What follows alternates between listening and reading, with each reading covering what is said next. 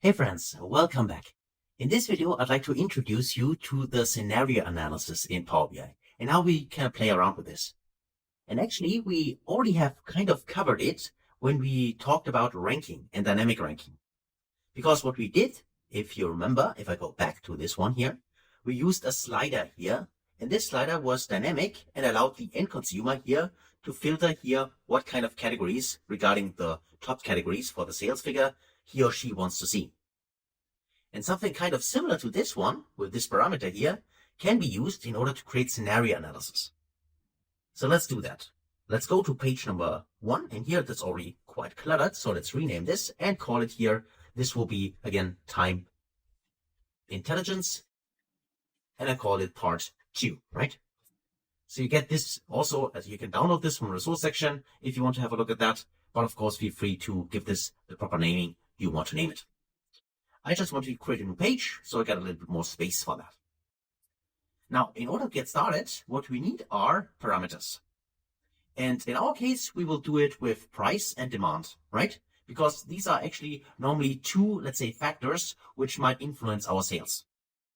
What I mean by that is normally it's like if a company increases its pricing, then the demand might shrink. I mean, depending on the pricing power of the company, of course. So maybe you work at a company and you have a really awesome product, then you might increase the price, but the demand remains stable. Or if the product is that good, maybe the demand goes up because you're currently growing a lot, right? This could be the case. Now, let's actually implement this as an example in Power BI. So let me go inside here, go under modeling, and then let's get started with our first parameter. It is a numeric parameter, so we use numeric range here. And then for this one, the name itself, let's call this, maybe this will be our pricing. And it's called, actually, maybe let's say price adjustment. That is a better name, right? Price adjustment. And then we get started here with a decimal number.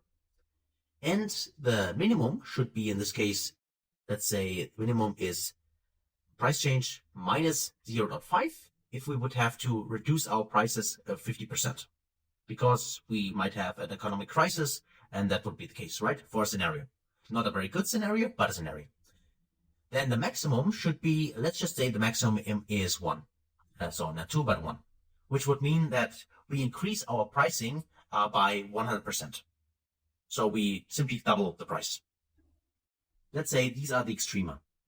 Then for the increment, of course, then we can't use a whole number. We should use something like, for instance, always 5%. So 0.05. And then the default value here should be 0, okay? So we expect the default value is that nothing has changed regarding the price. Now that's it actually for our price adjustment. Let's create this. And then we have now here our price adjustment slider. Okay, and of course you can see that we can slice and dice this the way we want. And let's actually type in a number here. Let's use a 0 here. All right. So maybe one thing, let me just go back inside the data view here. And we see that we have a generate series here from 1 to 8. Okay, that's fine. And that's basically our table. So if I select this, where is it? Our price adjustment, which is here, we can see here are the values. And by the way, let me just select that. And let's actually change the data type here. Because you can see I have values like this one here, and I don't like that. Let's actually switch this to a fixed decimal number. Click this option. Yes, I would like to change the data type. And now you can see we got only 2 decimal numbers. I think that's a better way. So stick to fixed decimal numbers, because then we make sure that we do not get floating values. Okay, so we got this. So next, let's go back to the report view and create our next slider in this case, which is this time the demand adjustment, right? So if I go in here and say I want to create a new parameter, go to numeric range again. This time the parameter name in this case is demand adjustment. And then we can use, in this case again, a fixed decimal number. So don't choose the decimal, just choose the fixed decimal directly in here. And then for the minimum, let's just say demand reduces minus 0.5. So 50% less demand. And the maximum, let's say the demand rises 0.5, so 50%, right? I mean, those numbers are really up to your specific use case, right? You might have really experts in your company, and then to define which kind of scenarios are there. And then, of course, you can use your own values here, right? This is just an example which I'm going to use here. So for the increments, again, I'm referring to 0.05%. And the default here is that the demand remains constant. So I type in a 0 in here. Okay. So we got our second parameter. And also I like to add the slicer. So let me create it. And here we got our second slicer or slider, right? So we have two adjustments here. So far, so good. Of course, you could also format this a little bit. So here, if you click on the formatting option here, you can adjust the slider header, or do you want to show the slider at all? You can also remove this. You can also only add a number here. I'd like to keep it for now. And if you go to more options, like here, right, there you can also adjust the slicer settings. For instance, single value, and also do you want to see it rather as a drop down? Then of course you could adjust it here like that. This could be better. Or what else do you want? Maybe you could also choose different one. Like in this case, your vertical list, a tile between, less or equal, and so on. In this case, single value is the only thing which makes sense, at least to me. That's why I can use this one. But of course you could also go in here and say, use a drop down, and then here only use single select like that. Then of course also you only have the option to select like that, right? It depends on what you prefer regarding the visualization. In this case, let me stick to that. So let's go here also for this one here and choose a drop down, and then also use single select. So I can only select one scenario here, right? Like that. And of course you can play around with the values. You can make them bold, for instance, also as well. Now you see you had bold values in here. It's really up to you how you want to style that, right? So for me, I want to go here and let me uncheck this here and keep it the default one. Okay. So we got our two parameters here. Now, of course, we need to visualize something. So let's say in here, we would like to see the sales development over time. So let's go with our dates table here. Let me check that, click on it, and then we switch this to a bar chart. And then we need to have our KPI, which in my case is total sales, because I'm obsessed with sales. So you can see that. That's why I only use the same measure all the time. So here's our table. And of course, we could also, if you select it, drill into it. Let's visualize that on a quarterly level. And then let's also go in here and click on this one here and maybe add the data labels. Okay. And by the way, I just want to mention that, which is because it's new in Power BI, you can also double click here, right? And then if you see the blue border, then you can also go in here for data labels and do the formatting like that, right? Right click here, and for instance, format labels, or right click here and do the filling here and so on. So click outside, and now we get our normal visual back. All right. So we got here our visual. In here, we see the development over time. Now let's actually use those scenario or these parameters for our scenario and apply it to a formula to see how the sales might change depending on what our experts forecast. To do this, we can actually create a new measure in here.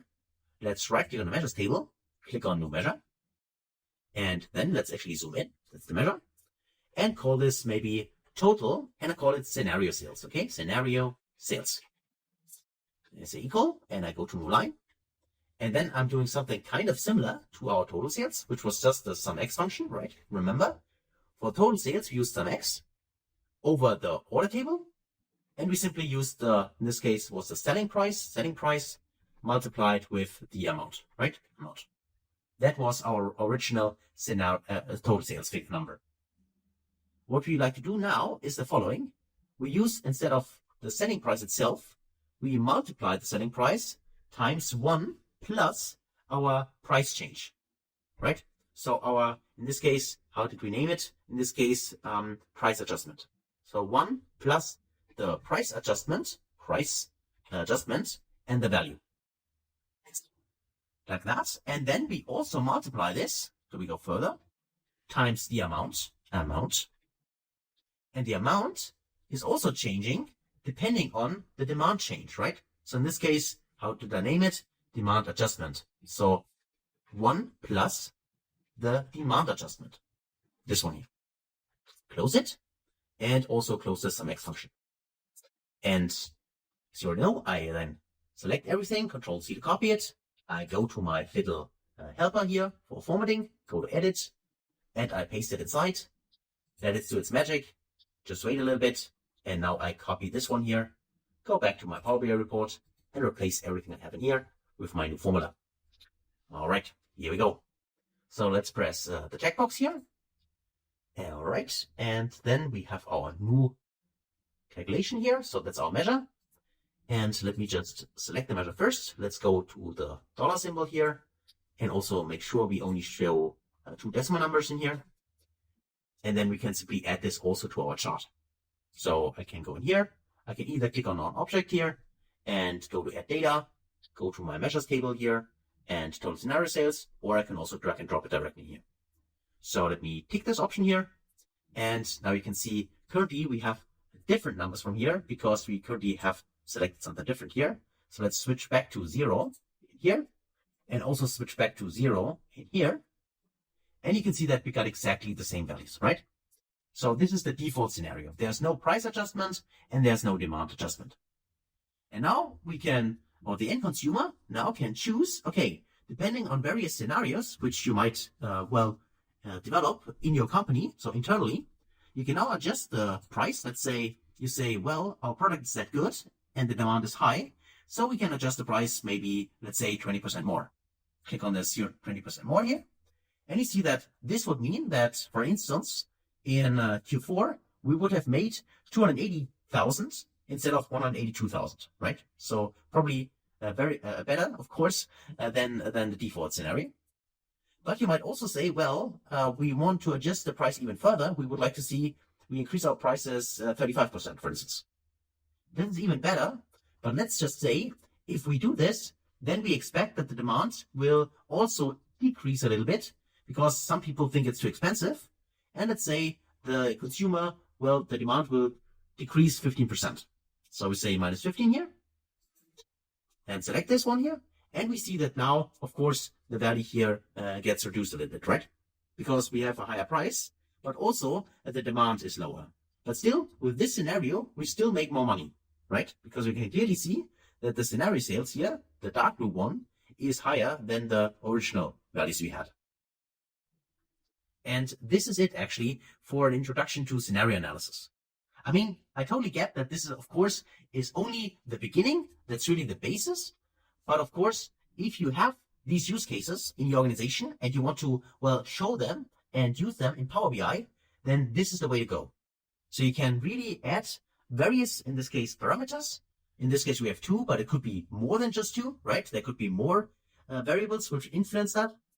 And then, of course, you need to talk to specific people in your organization which do this forecasting. And then you can get their opinion. And then, of course, you can use what they expect to happen inside your report. And this can be given to the end consumer. And then he or she can then adjust various options here, or can play around with these options to figure out what this means for sales figures, right? So that's it. Hopefully that was helpful. And as always, I encourage you, try this out yourself. If you have questions, of course, feel free to ask. Otherwise, thanks for watching, and I can't wait to see you in the next video. Until then, best guys.